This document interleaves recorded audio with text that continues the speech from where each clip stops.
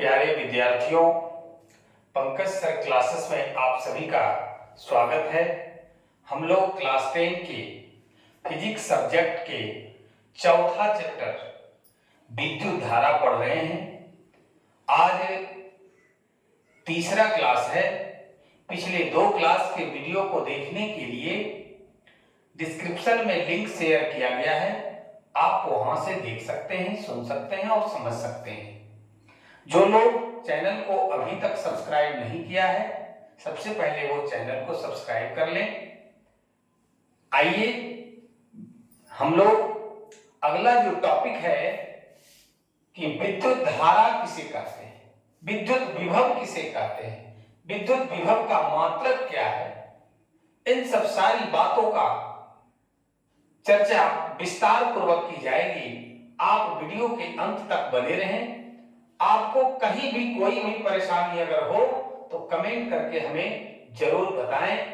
अगर वीडियो अच्छा लगे तो लाइक और शेयर जरूर करें। सारे साथियों तक पहुंचाने का काम करें ताकि सभी लोगों का तैयारी अच्छे तरीके से संभव हो सके। आइए बिना देर किए हुए हम लोग आज का जो टॉपिक है, बहुत ही इंपॉर्टेंट टॉपिक है कि विद्युत धारा, इलेक्ट्रिक करंट किसे कहते हैं, what do you mean by electric current. जो कि चैप्टर का नाम है विद्युत धारा, इस दृष्टिकोण से भी ये प्रश्न महत्वपूर्ण हो जाता है और हम लोग सीखेंगे कि आखिर विद्युत धारा है क्या, करंट क्या है। हम लोग करंट के बिना अभी जीवन अधूरा है। अगर 1 घंटा के लिए भी लाइन कट जाता है तो समझ में आ जाता है कि करंट का कितना महत्व है, विद्युत धारा का कितना महत्व है हमारे जीवन में। आइए कि विद्युत धारा किसे कहते हैं। किसी चालक पदार्थ, अभी हम लोगों ने सीखा कि चालक पदार्थ क्या है, तो किसी चालक पदार्थ में किसी दिशा में 2 बिंदुओं के बीच आवेश का व्यवस्थित प्रवाह, एक ऑर्डर्ड वे में व्यवस्थित प्रवाह को विद्युत धारा कहते हैं। एक बार पुनः समझने का प्रयास करेंगे। आप वीडियो को देखें, एक बार में आपको समझ में तो आएगा ही, याद भी हो जाएगा। आइए समझें कि किसी चालक पदार्थ में किसी दिशा में, कोई भी दिशा में, मान लीजिए कि ये चालक पदार्थ है, कोई भी दिशा में, इधर से इधर भी, इधर से इधर भी, कोई भी दिशा में, किसी भी दिशा में 2 बिंदुओं के बीच, मान लीजिए एक बिंदु ये इन पॉइंट है, दूसरा बिंदु ये इन पॉइंट है, तो इन 2 बिंदुओं के बीच आवेश के व्यवस्थित प्रवाह को हम क्या कहते हैं, विद्युत धारा कहते हैं। एक लाइन में समझिए कि आवेश के व्यवस्थित प्रवाह को विद्युत धारा कहते हैं। अगला जो प्रश्न है वो बहुत ही इंपॉर्टेंट क्वेश्चन है, बराबर पूछा जाने वाला प्रश्न है कि आखिर विद्युत विभव किसे कहते हैं, what do you mean by electric potential, कि विद्युत विभव क्या है। आइए हम पहले एक चित्र बनाए हैं। बिंदु O है, आवेश Q है, ये बिंदु P है, आवेश Q है। अब यहां पे देखिए कैपिटल Q है आवेश, यहां स्मॉल q है। कारण आवेश अगर समान आवेश होगा तो प्रतिकर्षण होगा, रिपेल करेगा, एक दूसरे के को कहिए तो अलग होगा, आपस में आकर्षण नहीं होगा। यहां पर एक प्रतिकर्षण बल लग रहा है। अब देखिए कि विद्युत विभव की परिभाषा हम किस प्रकार से देंगे, उसको समझने का प्रयास कीजिए कि किसी बिंदु पर, मान लीजिए कि बिंदु P पर विद्युत विभव कार्य का वह परिमाण है, कार्य का वह मात्रा है जो प्रति एकांक मतलब होता है यूनिट, इकाई, एक आवेश को, इकाई आवेश को, एकांक आवेश को अनंत से, कहां से, अनंत से, जिसका कोई अंत ना हो, उस बिंदु तक लाने में जो किया जाता है उसे ही विद्युत विभव कहते हैं। एक बार फिर से समझिए कि किसी बिंदु पर विद्युत विभव कार्य का वह परिमाण है, यानी विद्युत विभव क्या है? कार्य का मात्रा है, कार्य का परिमाण है। कौन सा कार्य का? वह परिमाण है जो प्रति एकांक, प्रति इकाई, प्रति यूनिट आवेश को अनंत से, जिसका कि कोई अंत नहीं है, उस बिंदु से लाने में, उस बिंदु तक लाने में जो किया जाता है, जो कार्य का परिमाण है, वही विद्युत विभव कहलाता है। विद्युत विभव बराबर सूत्र होता है कार्य किया गया कार्य बटे आवेश। इसी को सिंबॉलिक फॉर्म में लिखे हैं। विद्युत विभव को V द्वारा सूचित किया जाता है, कार्य को W द्वारा सूचित किया जाता है, आवेश को Q। इसलिए V बराबर W बटे Q, विद्युत विभव बराबर कार्य बटे आवेश। देखिए कि विद्युत विभव, हम लोगों ने अभी देखा कि विद्युत विभव क्या है। अब है कि विद्युत विभव का एसआई मात्रक। बहुत ही इंपॉर्टेंट क्वेश्चन है, बराबर पूछा जाता है, और सिर्फ मैट्रिक एग्जाम के लिए ही नहीं बल्कि सारा कॉम्पिटिटिव एग्जाम जो आयोजित की जाती है उसमें भी पूछा जाने वाला प्रश्न है कि विद्युत विभव का एसआई मात्रक क्या है, कैसे ज्ञात करेंगे, वो हम लोग देखेंगे। कि विद्युत विभव का सूत्र जो हम लोग पढ़े थे कि कार्य बटे आवेश, तो इसका जब एसआई मात्रक निकालेंगे तो कार्य का एसआई मात्रक बटे आवेश का एसआई मात्रक। कार्य का एसआई मात्रक क्या होता है? जूल। आवेश का एसआई मात्रक अभी हम लोगों ने पढ़ा पिछले क्लास में, तो कूलाम। अब है जूल को J से डिनोट करते हैं, कूलाम को C से। अब जूल प्रति कूलाम, जूल पर C, इसको क्या पढ़ेंगे?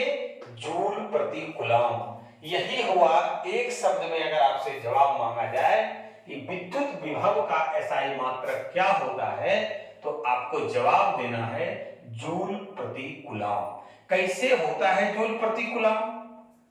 वो आप देख सकते हैं यहां से कि कैसे हुआ। तो कार्य का मात्रक जूल, आवेश का मात्रक कूलाम, है ना, तो जूल प्रति कूलाम। इस तरह से हुआ। ये जवाब देना है। हम लोग जो भी टॉपिक पढ़ें विस्तार पूर्वक पढ़ें और सारी बातों का बारीकी से अध्ययन करेंगे। एक भी पॉइंट, एक भी शब्द छूटना नहीं चाहिए। अगर आपको कहीं कोई परेशानी हो तो कमेंट करके जरूर बताएंगे। अब आइए कि जूल प्रति कूलाम को वोल्ट कहा जाता है। क्या कहते हैं? एक जूल प्रति कूलाम को वोल्ट कहते हैं। ये वोल्ट कहां से आ गया?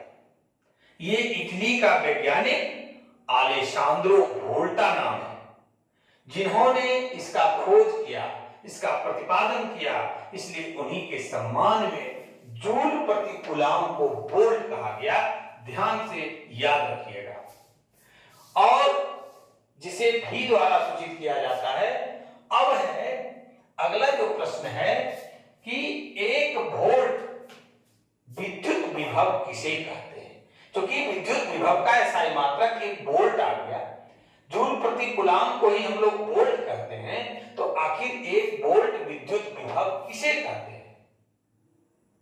तो इसका जवाब होगा यदि, ध्यान दीजिएगा, बहुत ही इंपॉर्टेंट क्वेश्चन है, समझने वाला चीज है कि यदि एक कूलाम धन आवेश को अनंत से किसी बिंदु तक लाने में अगर 1 जूल कार्य संपन्न हो, ध्यान से दीजिए फिर से, कि यदि एक कूलाम धन आवेश को अनंत से किसी बिंदु तक लाने में अगर 1 जूल कार्य संपन्न हो, देखिए कि एक कूलाम धन आवेश को अनंत से किसी बिंदु तक लाने में अगर 1 जूल कार्य संपन्न होता हो, तो उस बिंदु पर विद्युत विभव 1 वोल्ट कहलाता है।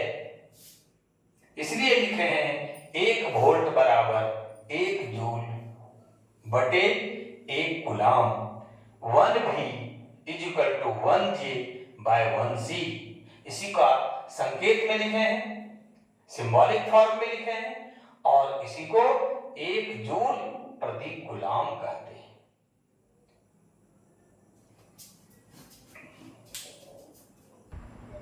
अब आइए, कुछ इंपॉर्टेंट लाइन है और इससे ऑब्जेक्टिव के लिए ये बहुत ही इंपॉर्टेंट क्वेश्चन है और बराबर पूछा जाने वाला प्रश्न है।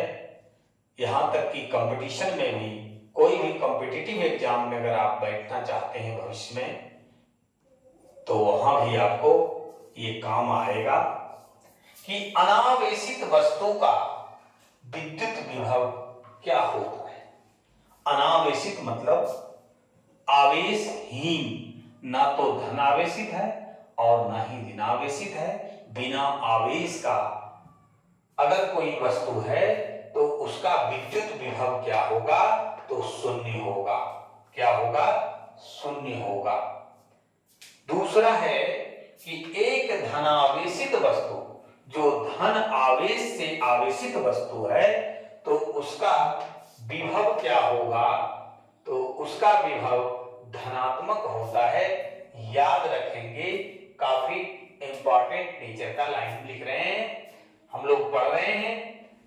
तीसरा जो है कि एक ऋणावेशित वस्तु का, वह वस्तु जो ऋण आवेश से आवेशित है, ऋण आवेश युक्त वस्तु है, उसका विद्युत विभव या विभव इलेक्ट्रिक पोटेंशियल क्या होगा, तो ऋणात्मक होता है, माइनस चार्ज वाला होता है, नेगेटिव होता है।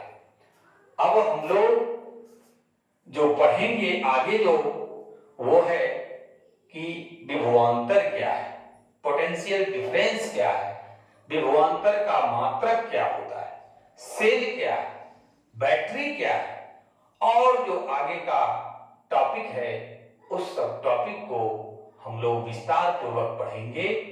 आप अभी तक अगर चैनल को सब्सक्राइब नहीं किए हैं तो सबसे पहले आप चैनल को सब्सक्राइब करें, लाइक और शेयर करना कभी नहीं भूलें, जरूर करें, और वीडियो को बार बार देखें। किसी भी प्रकार की अगर परेशानी हो तो कमेंट करके जरूर बताएं। आज के क्लास में बस इतना ही। धन्यवाद।